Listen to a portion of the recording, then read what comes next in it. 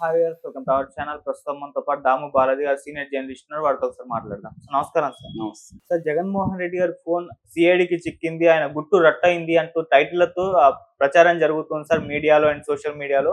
So ఏం phone చిక్కింది, అందులో ఏముంది, ఏం గుట్టు రట్టయింది అని చెప్పేసి కూడా చర్చలు జరుగుతున్నాయి. అసలు దీనికి సంబంధించిన మీ విశ్లేషణ ఏంటి సార్? జగన్ ఫోన్ సిఐడికి దొరికింది. అందులో ఒక వాట్సాప్ గ్రూప్ ఉంది. ఆ వాట్సాప్ గ్రూప్ లో చాలా విషయాలు చర్చించుకున్నారు.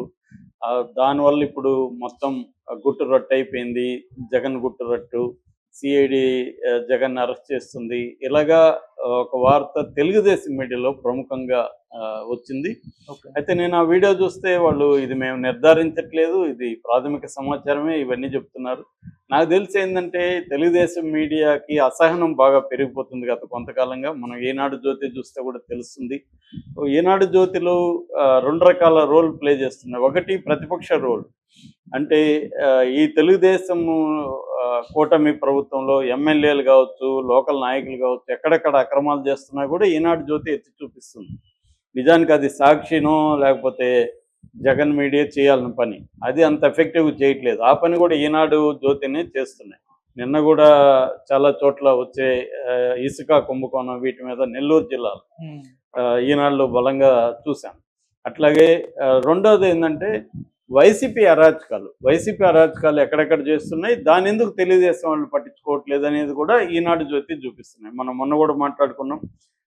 వైఎస్ వెంకటరెడ్డి, జగన్కి బ్రదర్ అవుతున్న అతను, ముగ్గురాళ్ళ కుంభకోణం, 100 కోట్ల పైన ముగ్గురాళ్ళ లీజుని కనుమ రోజు, సంక్రాంతి టైంలో కనుమ రోజు ఆయనకి హడావిడిగా కట్టబెట్టారని ఈనాడు రాసినాక దాన్ని ఆ ఎగ్జిక్యూషన్ని రిజిస్ట్రేషన్ కాకుండా ఆపుతున్నట్టుగా ప్రకటించారు. అట్లాగే పెద్దిరెడ్డి అటవీ భూముల కుంభకోణం, దాని మీద కూడా ఈనాడు రాసినాక చంద్రబాబు దాని మీద కమిటీ వేశాడు.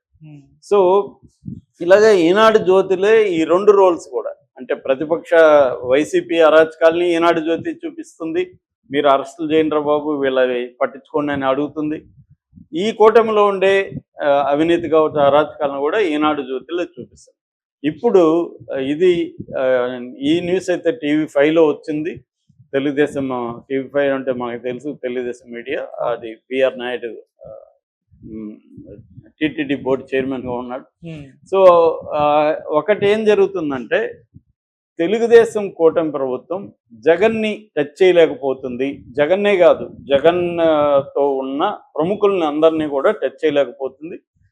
తెలుగుదేశం కూటమి ప్రభుత్వం అరెస్ట్ చేసిన పెద్ద రెడ్డి ఎవరంటే వర్రా రవీందర్ రెడ్డి. ఆ స్థాయి రెడ్డిలను మాత్రం అరెస్ట్ చేయగలిగింది తప్ప అంతకంటే పెద్ద రెడ్డిని ఎవరిని అరెస్ట్ చేయలే. ఎందుకంటే ఇప్పుడు పెద్దారెడ్డి ఉన్నాడు, పెద్దారెడ్డి వచ్చి ఇక్కడ దాని తాడిపత్రి, పెద్దిరెడ్డి ఏమో పొంగునూరు, పెద్దిరెడ్డి రామచంద్రారెడ్డి, తర్వాత రోజారెడ్డి, దాని తర్వాత నాని, కొడాలి నాని, ఆయన రెడ్డి కాదనుకో, కొడాలి నాని, ఒక ఆయన పేరేమో వల్లభనేని వంశీ. ఇలాగా రెడ్లు కావచ్చు, లేకపోతే ఎవరైనా ఎనీ కాపు కావచ్చు. జగన్ ప్రభుత్వంలో అనేక అరాచకాలు చేసిన వాళ్ళు, చంద్రబాబుని, లోకేష్ని వ్యక్తిగతంగా, చంద్రబాబు ఫ్యామిలీలో ఉండే భువనేశ్వర్ లాంటి స్త్రీలను కూడా వ్యక్తిగతంగా చాలా నీచంగా మాట్లాడిన కొడాలి నాని, వల్లభనేని వంశీ లాంటి వాళ్ళని ఎవరి జోలికి ఇప్పటి వరకు వెళ్ళలేదు. ఊరికే హడావిడి చేస్తుంది. నన్ను వదిలితే తమిళ సినిమాలో ఉంటాయేమంట కొన్ని జోకులు, నన్ను వదలని, అతన్ని ఎవరు పట్టుకొని ఉంటారు, కానీ నన్ను వదలండి అనే ఎగురుతూ ఉంటారు. నిన్ను ఎవరు పట్టుకోలేదురా అని చెప్తుంటారు. అలాగా ఉంది ఇప్పుడు వీళ్ళు. అంటే ఇప్పుడు ఫర్ ఎగ్జాంపుల్ చంద్రబాబు మధ్య ఏమో స్టేట్మెంట్ ఇచ్చాడు, జగన్ లడ్డులాగా నాకు అదాని కేసులో దొరికాడు, అయినా నేను రివెంజ్ ఇది కాదు నాది అని ఏదో కథ చెప్తున్నాడు. క్లియర్గా మనకు తెలుసు, అదాని కేసులో జగన్ పేరు డైరెక్ట్గా చెప్పకపోయినా అమెరికా ప్రభుత్వం కావచ్చు, అక్కడ ఇన్వెస్టిగేటివ్ ఏజెన్సీలు జగన్ని ఇండైరెక్ట్గానే జగనే చెప్పాయి. ఎందుకంటే అక్కడ పబ్లిక్ అఫీషియల్ అని వాడతారు వాళ్ళు, సీఎంలను కూడా. పబ్లిక్ అఫీషియల్ నెంబర్ 1 అంటే ఎవరు? జగనే కదా. జగన్ పేరు వాడకపోయిండొచ్చు, ఆయనకి డబ్బులు 1750 కోట్లు అదాని ఇచ్చాడని చెప్తున్నాయి. అది చాలు కదా ఈయనకి అరెస్ట్ చేయడానికి, కేసు పెట్టడానికి. ఎందుకు పెట్టట్లేదు అంటే అదానిని ఈయన్ని పెడితే ఇచ్చిన వాడిని కూడా పెట్టాలిగా, తీసుకున్న వాడినే పెడితే ఎలాగా? అదాని మీదకి వెళ్ళాలి.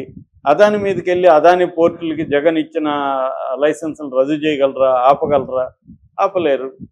కాబట్టి అదాని జోలికి వెళ్ళగలరా? అదాని అంటే మోడీ జోలికి వెళ్ళినట్టు. మోడీ జోలికి వెళ్ళే దమ్ము చంద్రబాబుకు ఉందా? లేదు.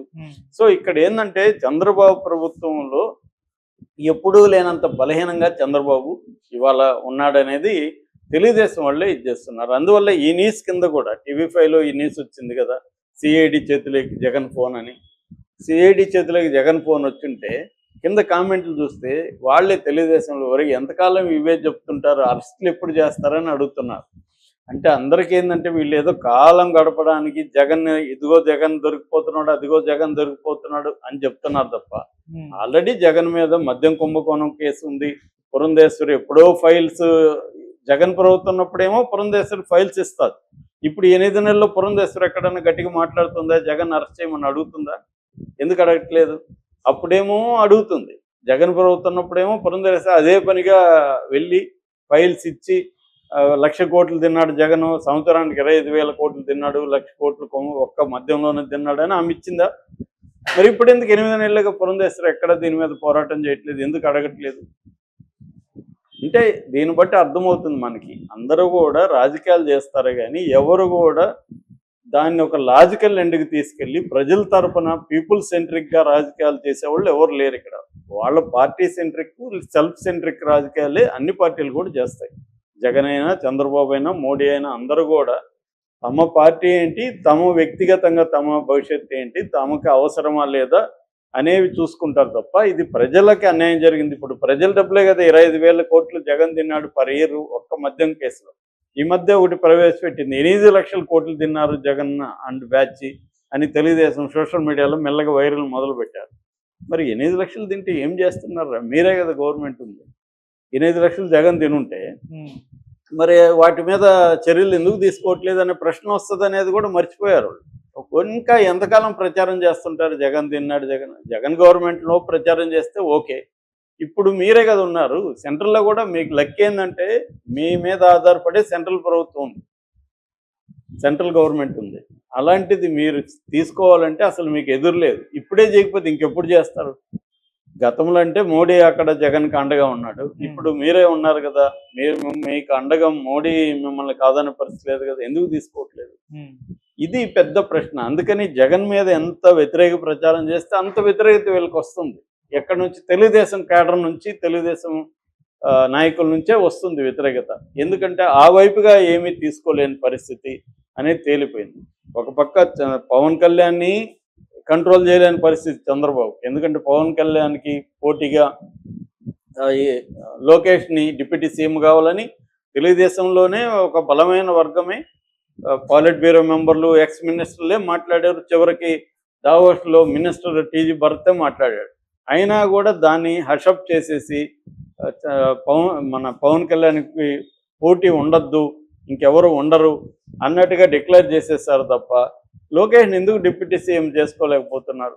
అంటే ఒక లోకేష్నే డిప్యూటీ సీఎం చేసుకోలేని చంద్రబాబు జగన్ మీద చర్యలు తీసుకునే పరిస్థితిలో ఉన్నాడా? లేడు. ఎందుకంటే మోడీ జగన్కి ఫేవర్గా ఉంటున్నాడు. ఇప్పటికీ మోడీ కారణాలు మోడీకి ఉన్నాయి కాబట్టి జగన్ని టచ్ చేసే పరిస్థితి చంద్రబాబుకి లేదు ఇప్పటి వరకు. అయితే నెక్స్ట్ ఏం జరుగుతుందో చూడాలి. అంటే మోడీ పర్మిషన్ లేకుండా జగన్ టచ్ చేయలేడు. టచ్ చేయలేనప్పుడు ఆ డైరీ దొరికింది, ఈ ఫోన్ దొరికింది, ఇవన్నీ కామెడీ తప్ప ఇంకేమీ ఉండదు. తెలుగుదేశం కామెడీ అన్నమాట, తెలుగుదేశం మీడియా చేసే కామెడీ తప్ప ఈ ఎంటర్టైన్మెంట్ వాల్యూ తప్ప దీనికి. అది కూడా ఎంటర్టైన్మెంట్ వాల్యూ కూడా పోయింది. ఎందుకంటే గతంలో చేస్తే ఎంటర్టైన్మెంట్ వాల్యూ అని ఉండేది. ఇప్పుడు ఏంటంటే ఫస్ట్ నువ్వు క్రెడిబిలిటీ ఉండాలి, న్యూస్ నువ్వు చెప్తే క్రెడిబిలిటీ ఉండాలి.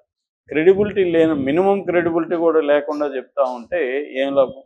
జగన్ ఫోన్ సిఐడి దొరికిందో లేదో కూడా నిర్ధారించట్లే. ప్రాథమిక సమాచారం నేను నిర్ధారించట్లేదు అంటున్నారు. నిర్ధారించినప్పుడు ఎందుకు ఆ న్యూస్? కాబట్టి సిఐడి రఘురామకృష్ణరాజు కేసు ఏమైంది? సిఐడి అధికారులు రఘురామకృష్ణ టార్చర్ పెట్టారనేది ఆయన చెప్తున్నాడు, కేసు పెట్టాడు. ఇప్పటి వరకు A1, A2, A3 ముగ్గురిని అరెస్ట్ చేయలేదు. A1 Sunil Kumar, A2 PSR Anjaneyulu, A3 Jagan ఆ కేసులో అరెస్ట్ చేయలే. ప్రభావతిని అరెస్ట్ చేద్దాం అనుకున్నారు, గవర్నమెంట్ డాక్టర్ని. ఆమెకి సుప్రీంకోర్టు నిన్న ప్రభావతిని అరెస్ట్ చేయొద్దని చెప్పి 4 వారాలు